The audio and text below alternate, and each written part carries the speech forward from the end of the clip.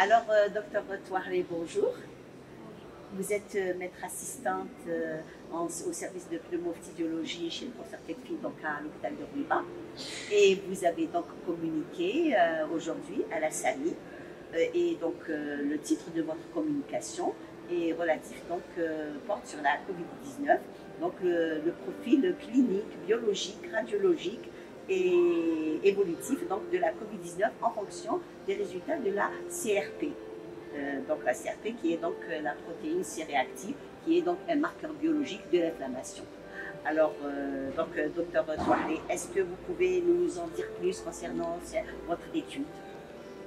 D'abord, je vous remercie de m'avoir donné l'occasion de partager les résultats de notre étude faite au service de pneumologie de l'hôpital de Ruba. D'abord, c'est une étude comparative portant sur 198 patients atteints de COVID-19. C'était des cas confirmés avec une sérologie ou une PCR. On a divisé Excusez-moi, tous ces patients Covid étaient pour la plupart hospitalisés dans votre service ou bien c'était Oui, c'était tous les malades hospitalisés durant la période du 1er avril au 31 août 2020.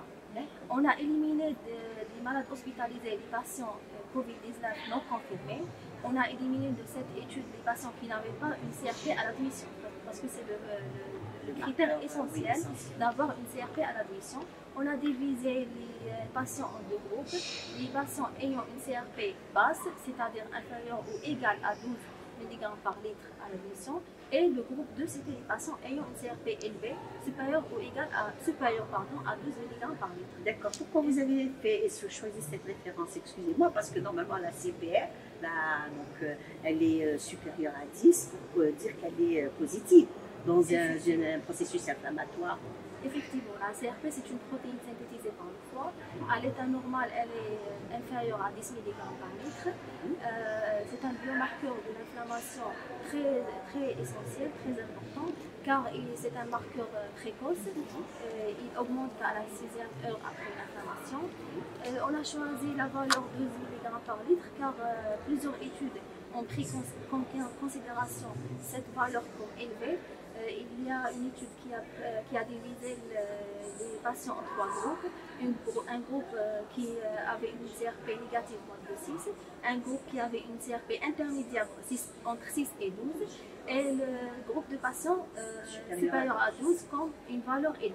Donc on a pris, dans notre étude, on a divisé les malades en deux groupes. Le groupe 1 qui avait une CRP négative et intermédiaire, et le groupe 2, c'était le groupe de malades qui avaient une CRP positive. Donc c'est le G1, c'est la CPR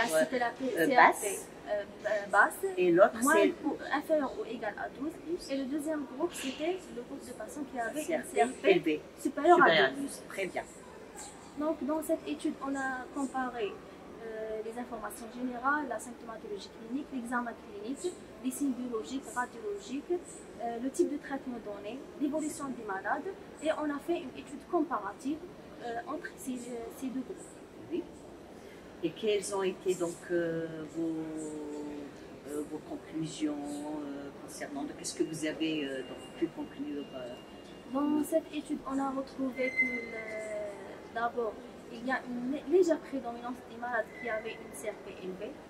Et pour les malades qui avaient une CRP élevée, il y avait une prédominance masculine. D'accord, donc les critères de sélection pour pouvoir les différencier. Il y a des critères cliniques. Non, il y a la CRP déjà. Et on a comparé la symptomatologie clinique, par exemple la dyspnée. Est-ce qu'elle était plus fréquente chez le groupe 1 ou chez le groupe 2? D'accord. Comme on a dit... Donc vous avez fait une étude comparative. Comparative, effectivement. Donc chez le groupe 2 qui avait une CRP élevée, on a trouvé que la prédominance était masculine. C'était les patients plus âgés. Donc à l'âge, le sexe. L'âge, ça touche plus les patients âgés, entre 70 et 80 ans. On a trouvé sur le plan clinique que c'était des patients qui avaient beaucoup plus de comorbidités. L'association de comorbidité était plus fréquente. HTA, diabète et la cardiopathie, c'était surtout ça. Sur le plan clinique, ces patients avaient plus de dyspnée que les patients qui étaient plus dyspniques par rapport à l'autre groupe. Contrairement aux patients qui avaient une CRP basse, qui avaient une symptomatologie digestive plus fréquente, l'anosmie agusi était plus fréquente chez le groupe 1. D'accord.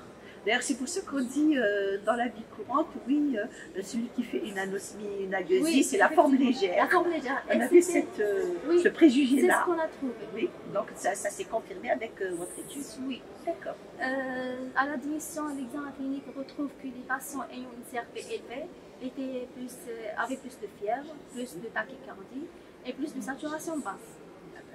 En comparant avec l'autre groupe. Et quelle saturation basse? Saturation, c'est-à-dire inférieure ou égale à 94. Oui. Sur le plan biologique. À l'effort ou non, au repos? C'était la saturation en oxygène en repos. D'accord, au repos. Sur le plan biologique, le bilan biologique était plus perturbé chez les patients ayant une CRP positive, élevée, supérieure à 12. Sur le plan radiologique, les patients avaient une CRP élevée.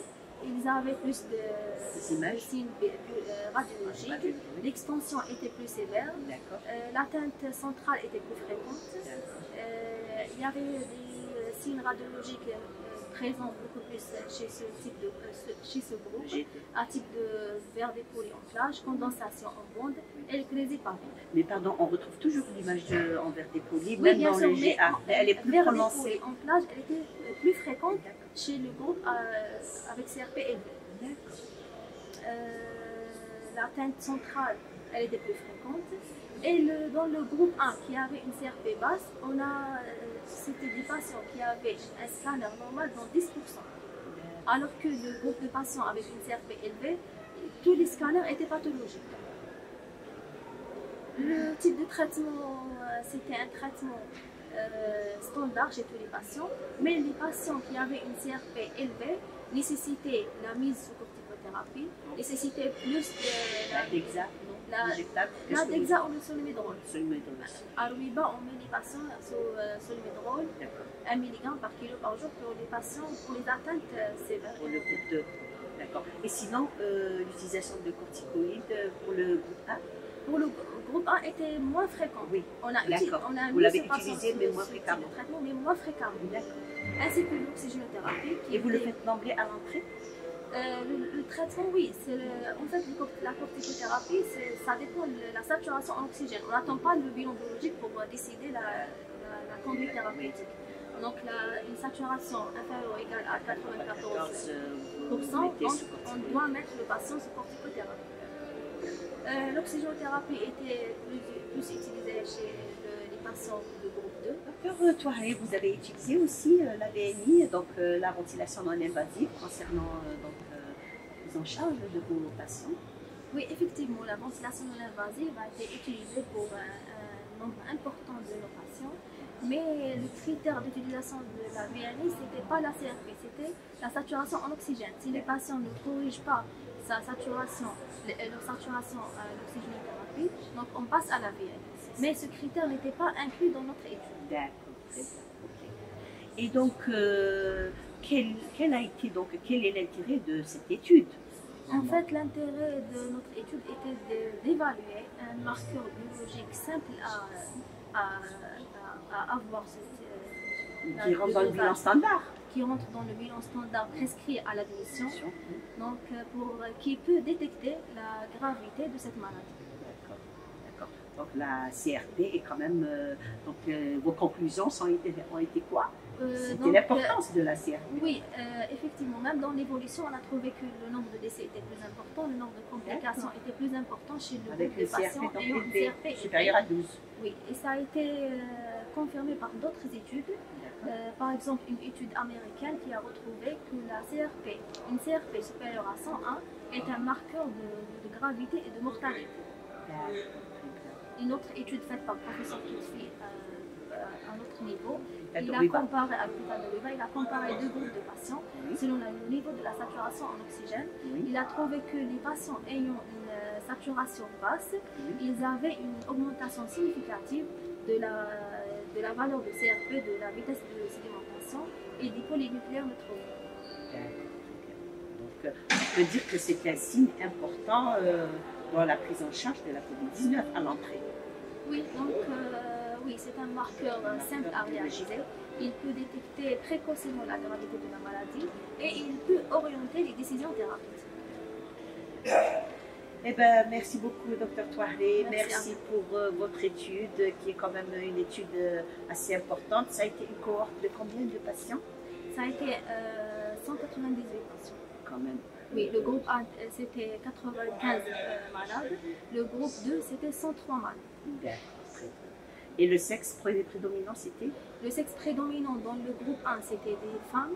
Dans le groupe 2, avec une CRP élevée, c'était des hommes, à 65%. D'accord, avec des comorbidités, je suppose. Les comorbidités étaient présentes beaucoup plus chez le groupe avec une CRP élevée. Oui, comme vous l'avez dit tout à l'heure. Eh bien, merci beaucoup, Dr Touahlé, pour votre étude. Et merci beaucoup de nous avoir accordé cette rencontre aussi. Et bon courage à vous. Merci à vous. Merci beaucoup aussi pour votre agence médicale Liag Events. Je tiens aussi à remercier mon chef de service, professeur Ketfi, qui m'a beaucoup aidé pour réaliser cette étude. Ah oui, on le remercie, professeur Ketfi. Merci et bon courage à vous. Merci.